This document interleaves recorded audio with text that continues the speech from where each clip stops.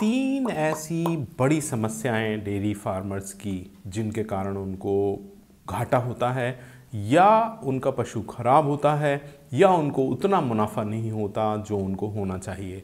वो तीन ऐसी बड़ी प्रॉब्लम, दोस्तों वो प्रॉब्लम्स के बारे में मैं डिस्कस करूं उसके पहले मेरी आपसे एक ही रिक्वेस्ट कि इस चैनल को सब्सक्राइब जरूर कर लें अगर आपने सब्सक्राइब नहीं किया है। दोस्तों वो तीन जो प्रॉब्लम हैं उनमें सबसे ऊपर जो प्रॉब्लम है वो है इनफर्टिलिटी।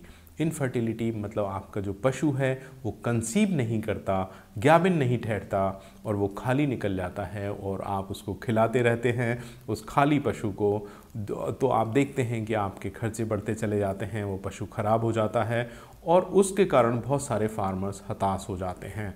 मैं आपको यहाँ पे बताना चाहूँगा कि पशु अगर आपका एक बार गाभिन हो जाता है उसके बाद वो जनता है और जनने के बाद उसका जो जनने के बाद 60 दिन से 90 दिन के बीच का जो पीरियड होता है उस टाइम में वो सबसे ज़्यादा फर्टाइल होता है, उसका जो प्रजनन तंत्र है वो सबसे ज़्यादा एक्टिव होता है।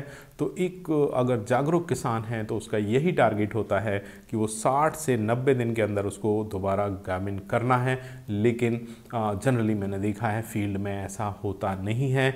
या तो वो हीट को मिस कर जाते हैं फार्मर्स या फिर एआई में प्रॉब्लम होती है, वो एआई प्रॉपर नहीं हो पाती, या फिर कई बार ऐसा होता है कि जब हम ये ठीक से नहीं करते हैं तो वहाँ पे इन्फेक्शन डेवलप हो जाता है उसके प्रजनन तंत्र में और फिर हम डॉक्टर को बुलाकर बहुत सारी दवाइयाँ उसकी करवाते हैं।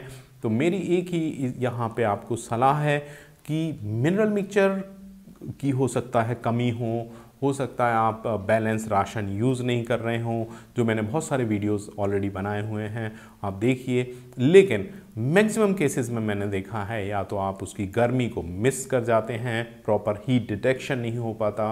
अगर हीट डिटेक्शन हो जाता है तो एआई सही समय पर नहीं हो पाती।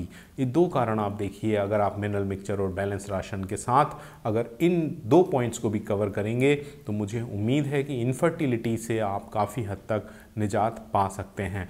दूसरी जो प्रॉब्लम है वो सबसे बड़ी जो प्रॉब्लम और मुझे लगती है फील्ड में वो है मैस्टाइटिस या थनैला। थनैला मतलब जो थनों में जो सूजन आ जाती है और थनों में आप देखते होंगे वहाँ पे धीरे धीरे करके जो दूध है वो फटा हुआ दूध आने लगता है, ब्लड आने लगता है।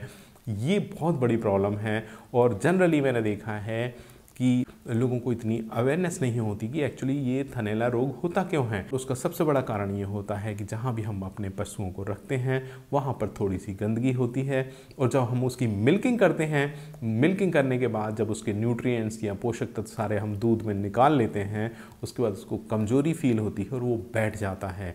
जब वो बैठता है और वहाँ पर नीचे जो गंदी जगह होती है, और उस टाइम में एक चीज़ और ध्यान में रखिए कि जब आप उसकी मिल्किंग करते हैं, दूध निकालते हैं, तो उस पशु के थन का जो सुराख होता है वो 20 से 25 मिनट तक खुला रहता है, उसको टाइम लगता है वापस अपनी पोजीशन पर आने में, बंद होने में।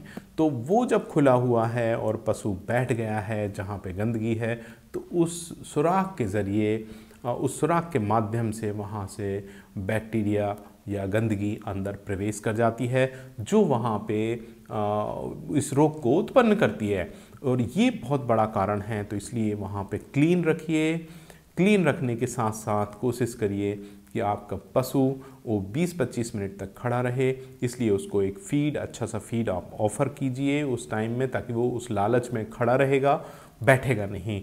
और तीसरा इसका एक प्रिवेंशन का तरीका है कि आप टीट डिप, वो जो दवाई आती है उस दवाई को उपयोग कर सकते हैं, उसमें थनों को डुबा सकते हैं ताकि वो एक लेयर बना ले और वहाँ पे बैक्टीरिया प्रवेश ना कर सके। जो तीसरा जो सबसे बड़ा कारण है, और अगर आपने इसको मैनेज कर लिया तो आप ये मान के चलिए कि जो दो जो ऊपर वाले कारण हैं उनको भी आप मिनिमाइज़ कर सकते हैं इस एकमात्र चीज़ को मैनेज करके।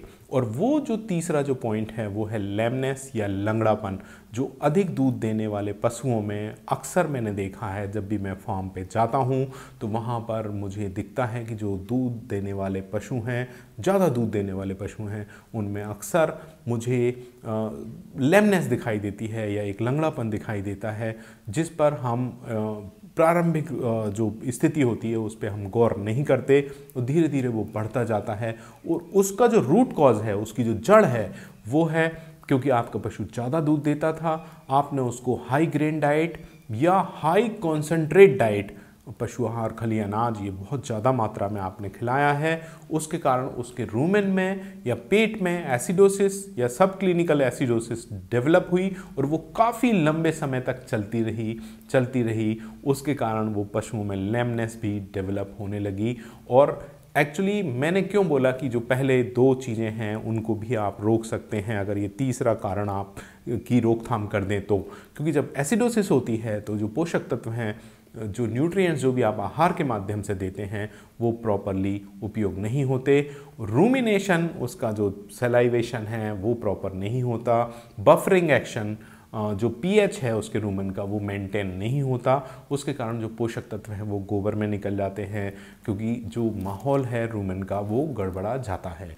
तो अगर आपने इसको मैनेज कर लिया, इसके भी 2-3 चीज़ें हैं। मैं हमेशा बोलता हूँ आप टोटल मिक्स राशन की यूज़ करिए। जो भी आप खिलाते हैं उसमें सूखा चारा, हरा चारा भी मिक्स कर दीजिए और उसको टोटल मिक्स राशन के रूप में दीजिए। उसके रूमिनेशन को वॉच करते रहिए। अगर आपको लगता है कि उसकी जुगाली कम हो रही है तो तुरंत वहाँ पे बफर का उपयोग करिए, जिसको मैं बोलता हूँ घर में उपलब्ध है मीठा सोडा। आप उसको 50 ग्राम प्रतिदिन तक आराम से उसको दे सकते हैं। मीठा सोडा यूज़ करिए और उस पर कंटिन्यूअस नज़र रखिए, तो आप देखेंगे कि अगर ये आपने मेंटेन कर लिया तो ऑटोमेटिक बहुत सारी प्रॉब्लम्स हल होती चली जाएंगी।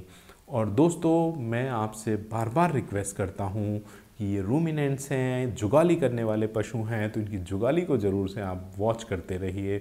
जुगाली सही है तो सब कुछ सही है। दोस्तों, यूं ही प्यार बनाए रखिए। और मैं आपसे फिर से एक रिक्वेस्ट करता हूँ कि इस चैनल को ज़रूर आप सब्सक्राइब कर लीजिए, क्योंकि मैं हमेशा लेकर आता हूँ सही, सटीक और साइंटिफिक इन्फॉर्मेशन। जय हिंद दोस्तों।